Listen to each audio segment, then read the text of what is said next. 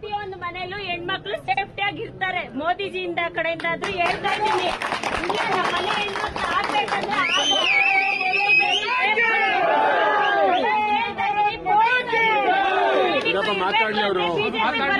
ಇಲ್ಲ. ಈ ಸತಿ ನೀವು ಇದೇ ಮಿಸ್ ಮಾಡ್ಕೊಂಡ್ರೆ ಮನೆ ಹುಡುಕೋ ಬಂದ್ರೆ ಮಾಡ್ತಾರೆ ಸರ್.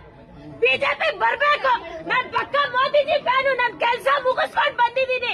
ನಾನು ಹೇಳ್ತಾ ಇದ್ದೀನಿ, ಯಾರು ಅನ್ನ ತಿಂದಿರೋ ಹೊಟ್ಟೆಗೆ ಈ ಸತಿ ಬಿಜೆಪಿ ಬರ್ಬೇಕು. ಬಿಜೆಪಿ ಬರ್ಬೇಕು.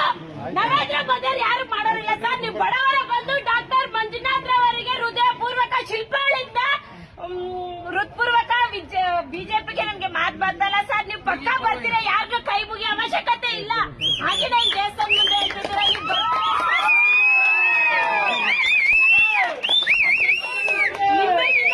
ಸರ್ಕಾರದಿಂದ ತರ್ತಿದ್ದೀನಿ. ಯಾರು ಕೆಟ್ಟ ದೃಷ್ಟಿ ನಿಮ್ಮ ಮೇಲೆ ಬೀಳ್ಬಾರ್ದು. ಜೈ ಶ್ರೀರಾಮ್.